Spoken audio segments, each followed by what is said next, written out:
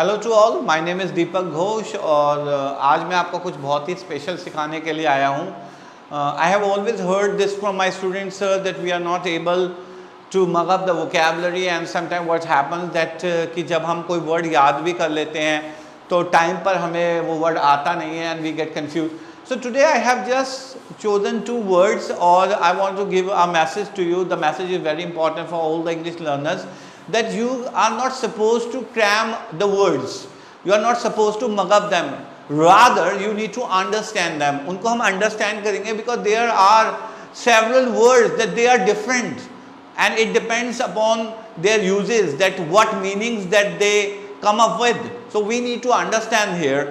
अब यहाँ पर देखिए मैं आपके लिए दो वर्ड लाया हूँ, बहुत ही सिंपल वर्ड हैं जो आपने day in and day out सुने होंगे, आप यूज भी कर रहे हैं विदाउट अ डाउट, बट मैं आपको समझाना चाहता हूँ. And my message is very simple कि my dear, try to understand these words, try to understand the uses of these words rather than cramming one meaning, because there are multiple words, there are so many words, they have different meaning, they have different uses.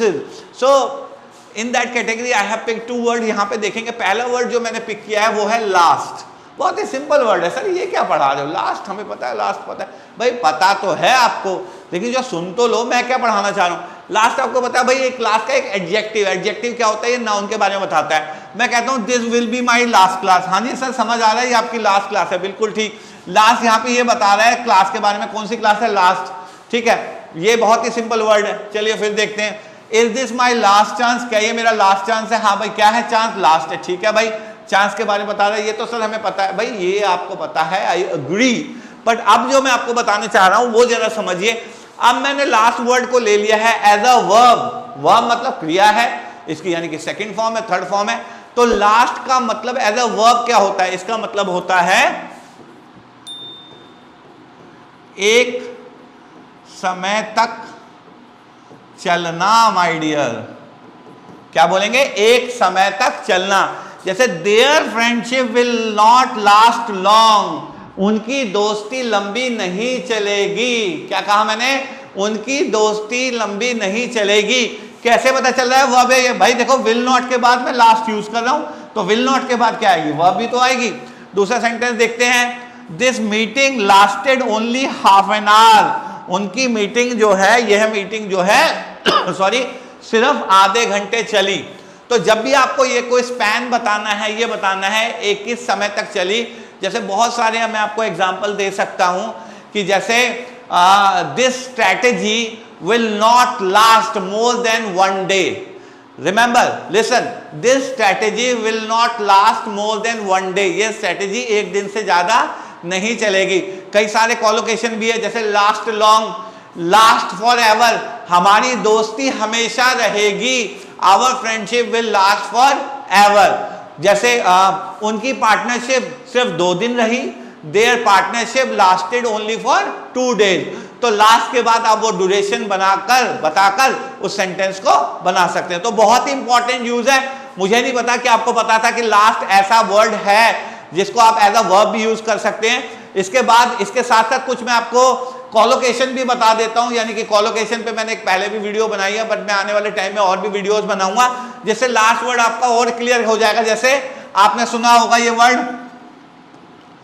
Long lasting. Long lasting मतलब बेटे लंबा चलने वाला, लंबा रहने वाला. जैसे एक और है एवर लास्टिंग. एवर लास्टिंग हमेशा रहने वाला. इसी तरीके से शॉर्ट लास्टिंग. शॉर्ट लास्टिंग का मतलब कम समय तक रहने वाला. तो अब हम इसमें आईएनजी क्यों लगा पा रहे? क्योंकि ये वर्ब है.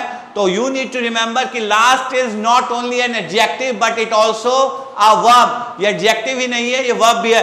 दूसरा वर्ड जो मैंने चेक किया है, जो पिक किया, वो है मैटर. फिर वही बात, सर ये तो बहुत आसान वर्ड है, क्या क्या पढ़ा रहे हो आप? मैटर तो बहुत ईजी है. भाई मैटर तो ईजी है, पर मैटर को समझो तभी तो मैटर से निकलोगे. मैटर का मतलब है नाउन में मामला. बिल्कुल सही आपने कहा, it is my personal matter. Sir ये तो मेरा पर्सनल मैटर है. ठीक है भाई, आपका पर्सनल मैटर है तो नहीं बोल रहा, पढ़ाई तो कर लो. आपने कहा sir don't poke your nose in our family matter. अच्छा, पोक योर नोज. सर ये क्या कह गया आप? नाक घुसेड़ना. भाई poke your nose, English to Hindi, Hindi to English करोगे ना तो बस इसी में रह जाओगे.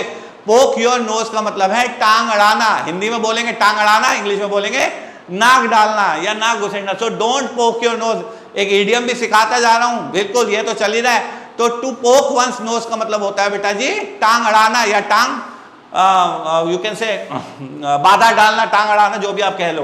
तो ये तो सिंपल है, हमें पता है matter is my personal matter, is not your matter, it is his matter, it is her matter, ये आपको पता है। अब आ जाओ मुद्दे पे, भाई क्या है मैटर एज अ वर्ब। अरे ये क्या बता रहे हो सर, मैटर वर्ब, वो लास्ट वर्ब थी, अब मैटर वर्ब बता रहे हो। बिल्कुल यही तो बच्चे मैं कहता हूं, it is very much important to understand the concept of the word. You can't just mug up that okay this word has this meaning. No, you need to understand that what is the part of speech of the word and how the word is used. अब मैं guarantee ले लूं, सीख लो, ऐसे समझ लो, जिंदगी भर तक सब कुछ भूल जाओगे, ना लास्ट भूलोगे ना मैटर भूलोगे। आओ एक बार समझाता हूं। मैटर एज अ वर्ब क्या मतलब होता है sir? Matter as a verb, matter as a verb का मतलब होता है फर्क डालना। कैसे फर्क डालना? जैसे योर एब्सेंस, क्या मतलब है बच्चे? योर एब्सेंस, आपकी अनुपस्थिति, मैटर्स द क्लास, भाई आपकी अनुपस्थिति से क्लास में फर्क पड़ता है, तो बेटा आना जरूर।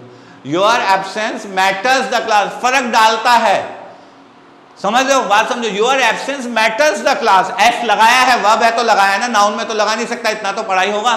फिर से देखते हैं, your suggestion matters a lot for us, आपका जो सजेशन है हमारे लिए बहुत मैटर करता है, मायने रखता है। देखो एक और हिंदी आ गई, मायने रखना। तो इस तरीके से मैटर नाउन में मामला है, वो तो देखो पता ही है। वर्ब में क्या है? फर्क डालना, मायने रखना। जैसे और इसको दूसरे टेंस में भी बना के दिखा देता हूं, जैसे it will not matter in this case.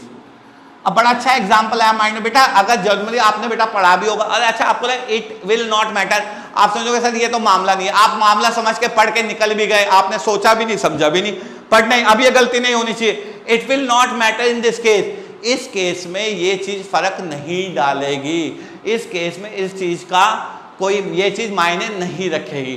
तो रिमेंबर मैटर यहां पर नाउन नहीं है, मैटर यहां पर वर्ब है। The message that I want to convey is pretty simple, pretty clear, pretty loud. The message is that don't try to mug up the word, don't try to just cram the word. If you are not going to understand it, if you are not going to work on it, the word can never be yours. So please try to understand. I will keep bringing these concepts to you.